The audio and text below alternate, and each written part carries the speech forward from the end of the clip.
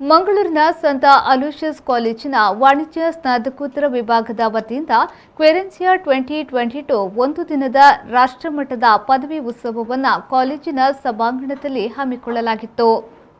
ಮಂಗಳೂರಿನ ಸಂತ ಅಲೋಶಿಯಸ್ ಕಾಲೇಜಿನ ಎರಿಕ್ ಮತಾಯಿಸ್ ಸಭಾಂಗಣದಲ್ಲಿ ನಡೆದ ಕಾರ್ಯಕ್ರಮವನ್ನು ತುಳುನಾಡ ಮಾಣಿಕ್ಯ ಅರವಿಂದ್ ಬೋಳಾರ್ ಅವರು ಉದ್ಘಾಟಿಸಿದರು.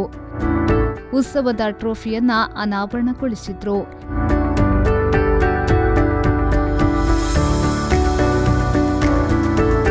ಈ ವೇಳೆ ಮಾತನಾಡಿದ ಅವರು, ಕಲಾವಿದರಿಗೆ ಚಪ್ಪಾಳೆ ಮತ್ತು ಸಿಟಿಎ ಸ್ಫೂರ್ತಿದಾಯಕ.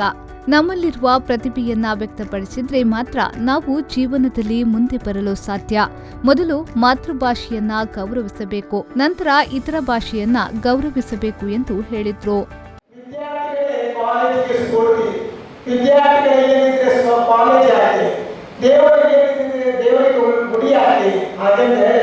ವಿದ್ಯಾರ್ಥಿಗಳಿಗೆ ತುಂಬಾ ಮಹತ್ವವನ್ನು ಕೊಡಬೇಕಾಗ್ತದೆ. ಗುರುಗಳು ವಿದ್ಯೆ ಕೊಡುವುದು ಹೌದು, ಅದು ವಿದ್ಯಾರ್ಥಿಗಳಿಗೆ ವಿದ್ಯೆಯಾಗಿ ಕೊಡೋದು. ಇದು ನಾನು ಯಾಕೆ ಹೇಳ್ತೇನೆ ಅಂತ ಹೇಳಿದ್ರೆ, ನಾನೊಬ್ಬ ಹಾಸ್ಯ ಕಲಾವಿದನಾಗಬೇಕು ಅಂತಾದ್ರೆ ನೀವು ಇವತ್ತು ನಿಮ್ಮ ಟ್ಯಾಲೆಂಟ್ಸ್ ತೋರಿಸಲಿಕ್ಕೋಸ್ಕರ ನೀವು ಈ ವೇದಿಕೆಗೆ ಬಂದಿದ್ದೀನಿ. ನಮಗೆ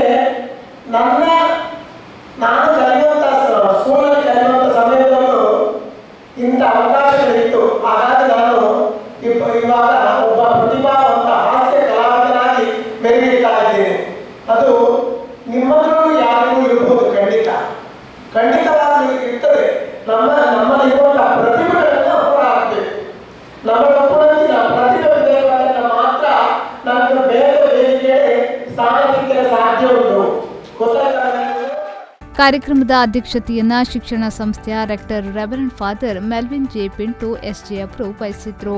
ಈ ವೇಳೆ ಎಚ್ಒಡಿ ಜೆನಿಫರ್ ಮರಿಯಾ ಕ್ವಾರ್ಟರ್ಸ್, ಕಾರ್ಯಕ್ರಮದ ಸಂಯೋಜಕಿ ನಿವೇದಿತಾ ಸೇರಿದಂತೆ ಹಲವಾರು ಮಂದಿ ಗಣ್ಯರು ಉಪಸ್ಥಿತರಿದ್ದರು.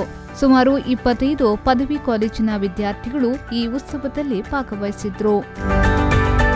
ನಾಗೇಶ್ ಕಾಬೂರು, ವಿ4 ನ್ಯೂಸ್, ಮಂಗಳೂರು.